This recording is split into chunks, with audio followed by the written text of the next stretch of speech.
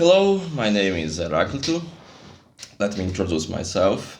I'm from Brazil and have this YouTube channel in Portuguese, of course, but this is my first video in English. And I apologize for my accent and for minor or major mistakes I made while I speak in English. I've been studying Jung for the last 20 years, and I am a historian.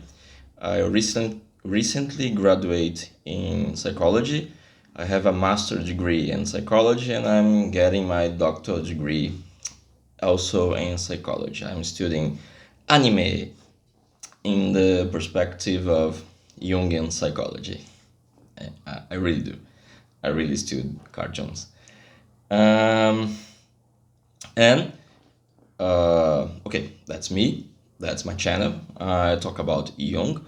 And in this first video in English, sorry for the accent, sorry for the mistakes, and of course the YouTube disclaimer. If you can give me a thumbs up and subscribe, I will be in your future doing more videos in English, okay?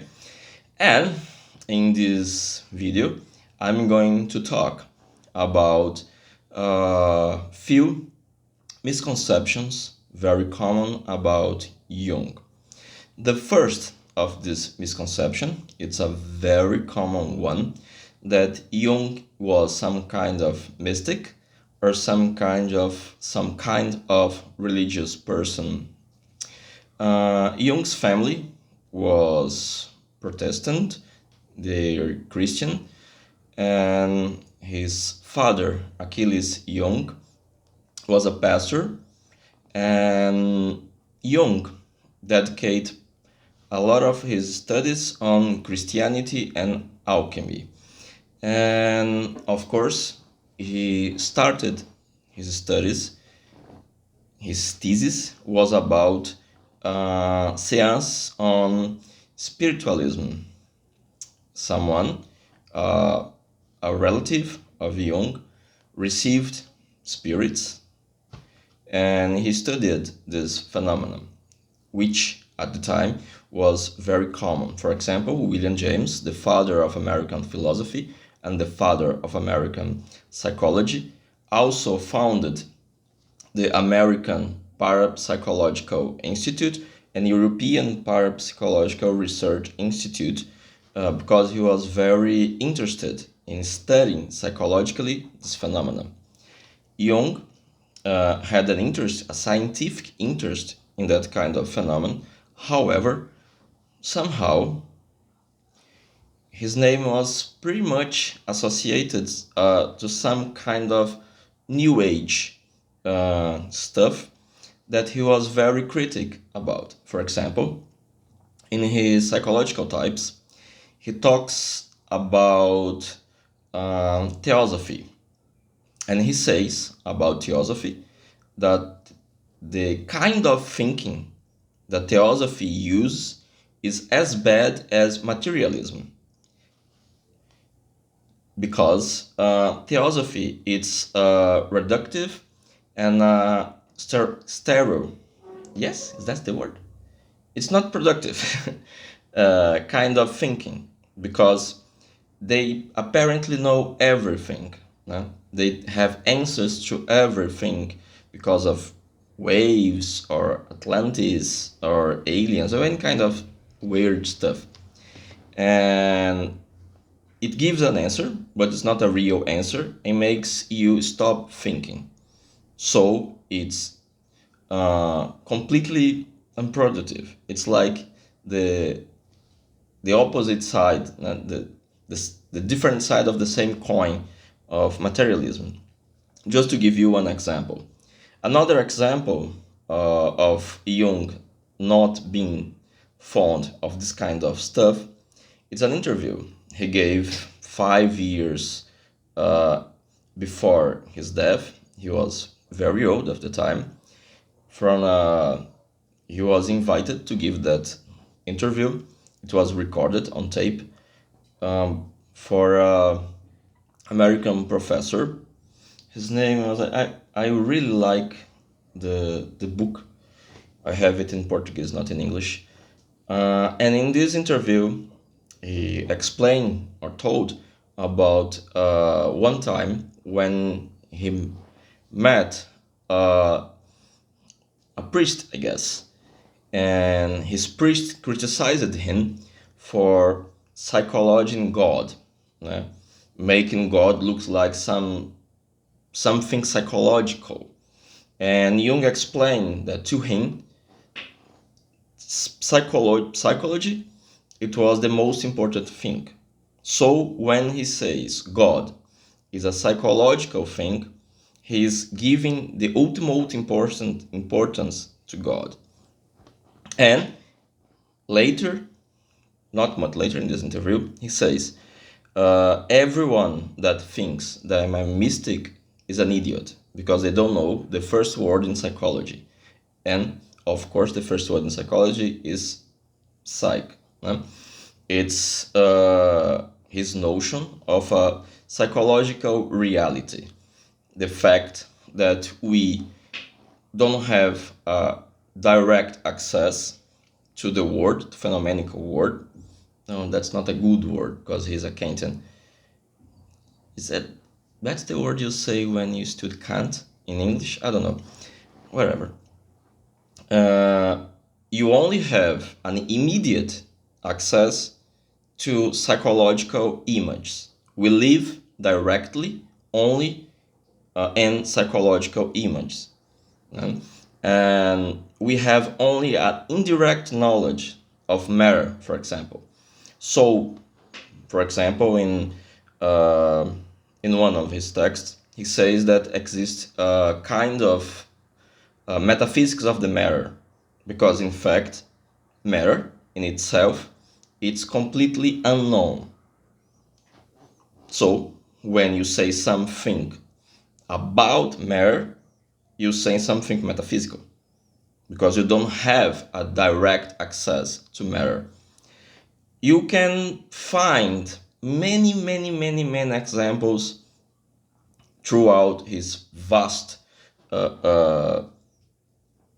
opus, his many books, when he says he has an interest in mysticism, in alchemy, in religion, mythology, but this interest comes from his interest in psychology, because he understands that mythology, for example, it's a projection of collective unconscious. So it's the essence of the soul projected.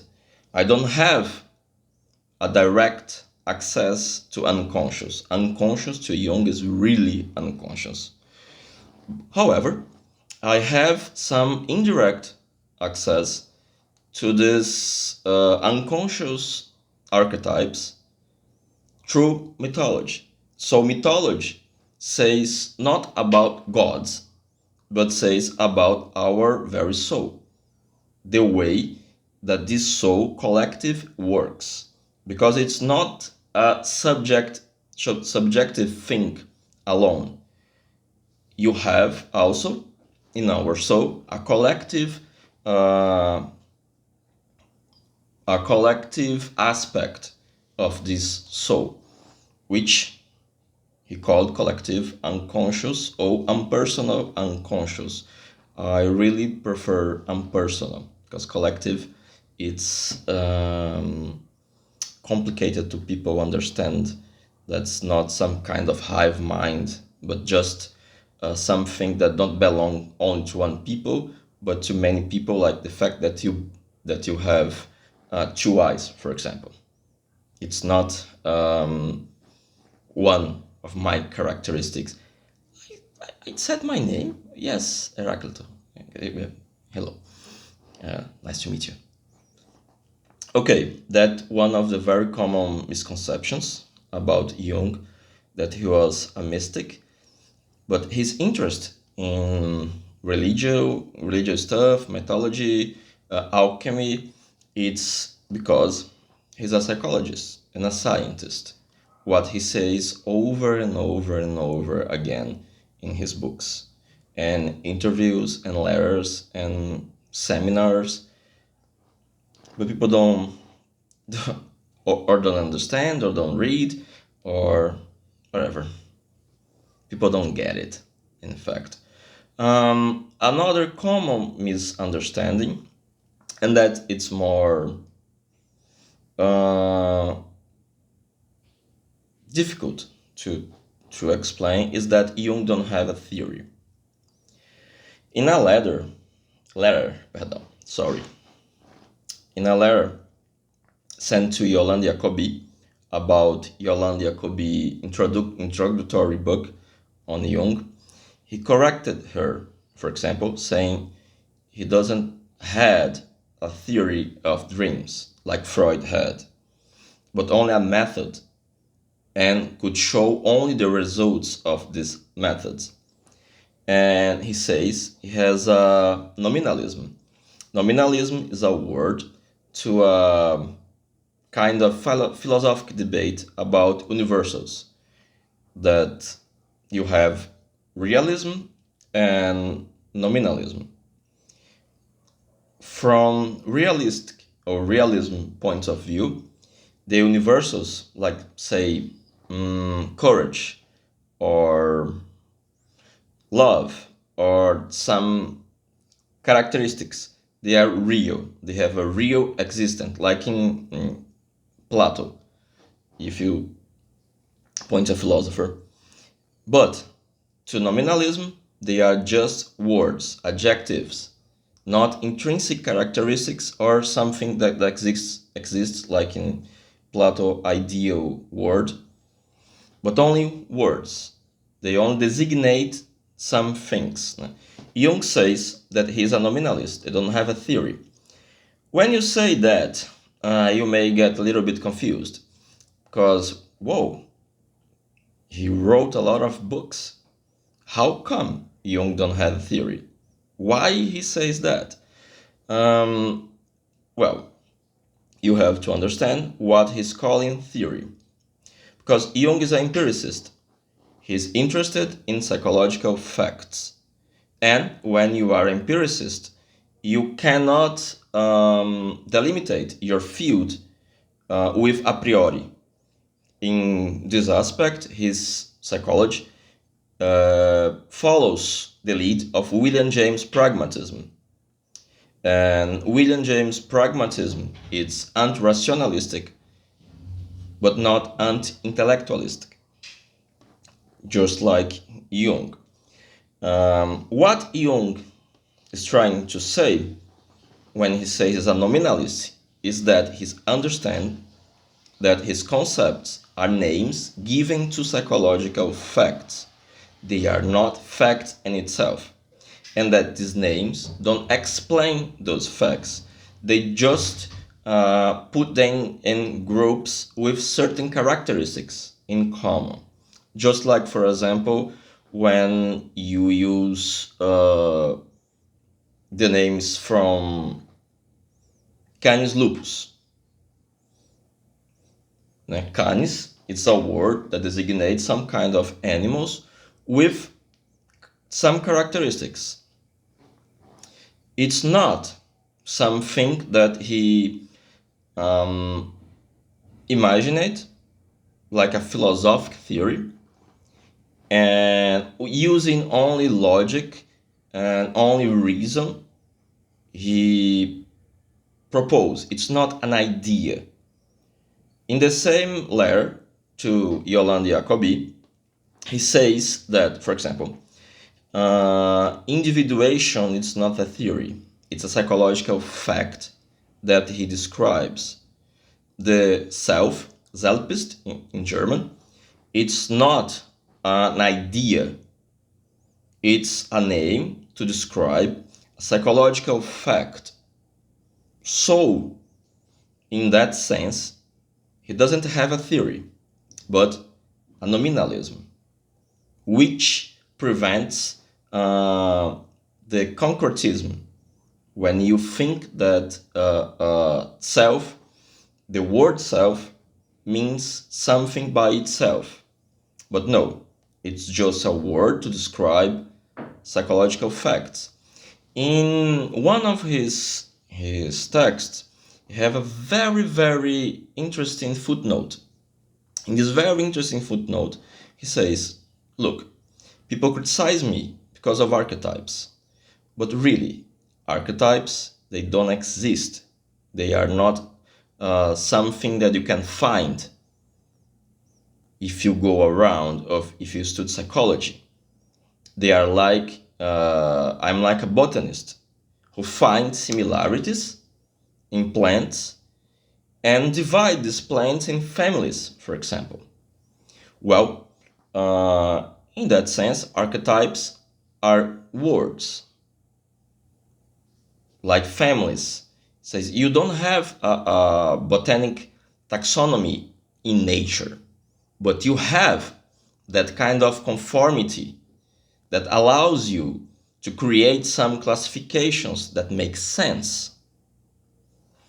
It's very interesting. And also, when he talks about psychic energy, for example, it's a brilliant example of his nominalism when he says, look, energy don't exist. It's not some kind of fluid in space. It's just a way of thinking, abstraction to movement relations of force. And that force exists, for example, attention or instincts, etc., etc., etc. Or like Zizek say, and so on and so on and so on. Well, that's the second misconception. It's more sophisticated. Another misconception, very common one, is that Jung used to ask his patients to draw or paint mandalas. Well, no, that's not. It's completely fake. Completely fake. And in Psychology and Alchemy, he says that that's absurd. Well, so why mandalas are so strongly associated with Jung? Because he studied them. However, what he truly says about mandalas is that you have some psychological imbalance, some serious one. And when you start to reestablish your balance, that starts to spontaneously, because unconscious to Jung is objective and spontaneously some image, circular image with some geometrical complexity involving also some other geometrical forms starts to emerge from the psychic background, from the unconscious.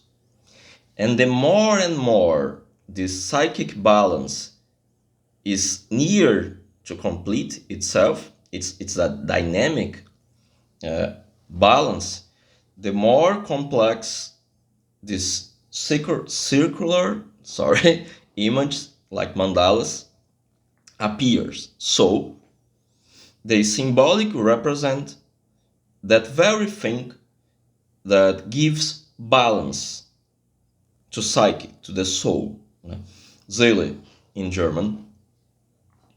And that's why he studied them. However, it doesn't matter if you say to someone to paint a mandala. It's not real, it's not spontaneous, and you don't have this effect in reverse. So it's whatever. You can say paint a bunny or a bug or a butterfly, whatever. It would be at best a suggestion in psychological sense, like hypnosis, for example, because of transference at the best. So it doesn't make sense from a Jungian point of view. Ask someone on your care as a psychotherapist to draw a mandala. It just doesn't make sense. And Jung says that very clearly in Psychology and Alchemy, one of his many books on the subject of alchemy. Well, another common misconceptions, and it's about his concept of archetypes. It's good that I already spoke about archetypes because there's an American author,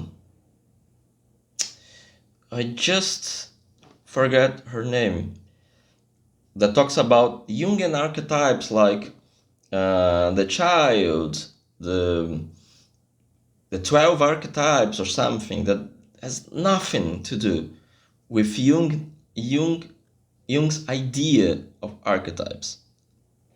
Just no. And there's this idea that you can manipulate archetypes. Well, no, you can't. You can't. Because archetypes, they have a specific energy and they have a numinous quality. Numinous, it's a word that he takes from a book called Das Heilige, the Sacred in English. I don't know how is the name in English, from Rudolf Otto. A very, very, very important name in theology. And what is numinous to Jung? It's a dynamic force, it's a dynamic quality that gives to this phenomenon a quality to subvert will, to subjugate the ego. I think it's strange to say ego, but in English it's okay. The ich. I always say it's wrong in German. Okay, the ego. In Portuguese is like German. It's not strange to say I. So I found it strange to say ego, but whatever. So these archetypes or the psychological phenomena which Jung use the term archetypes to designate, they are not a product of will and cannot be subjugated or willingly be used because they are a part of psyche structure itself. They are like the old gods. You can appease them, you can relate to them, but you can control them. And that's why throughout history they were understood as gods. In one of his most important works, Wandlungen und Symbole der Libido, how's that in English? It's symbol of transformation, I guess. Sorry. He says, well, what's the purpose of mythology? Is to teach us one thing. Listen, this is you, and that's the gods. You must fear and respect them. But they are not you. You cannot manipulate them. And that's psychologically, it's the same with archetypes, because they are part of our structure. We don't know if there are real gods. That's up to metaphysics. That's up to theology, not to psychology. We don't know. We just don't know. But we know that psychologically, they're real. And archetypes, they function just like old gods. And what they produce? A lot of stuff. For example, neurosis. And a lot of problems. Just like the old gods. I'm using this metaphorical language because it's easier to understand, just like Jung did. Of course, you see, it's very easy when we talk about those things to be misunderstood. Very easy. But to wrap it up, it's not possible to take advantage of archetypes. It's just silly and somewhat dangerous. Okay? You don't play with that kind of psychological stuff. Even they are something to be respected, something with lucky. We will never have to deal directly.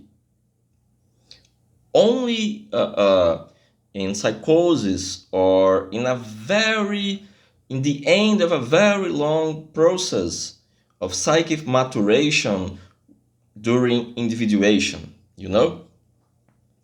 And every time you deal with this kind of psychological stuff, archetypes, you are burdened with moral responsibility. Every time you gain consciousness, you have now more moral responsibility. Even more when you're dealing with contents of collective unconscious. Okay? Well, that's my first video. One more time, I apologize for sometimes forgetting some words, saying that a little bit strange or wrong. I hope the content is better than my accent or my little mistakes. Well, that's it. I'm going to make more content in English in the future. Believe me. And I hope you enjoyed. And if you know someone who could like this video or use it, well, be useful to him, make sure to show it to him and make sure to subscribe and to like it. And that's it. Thank you, everyone around. That's Heraclito from Brazil. É nóis.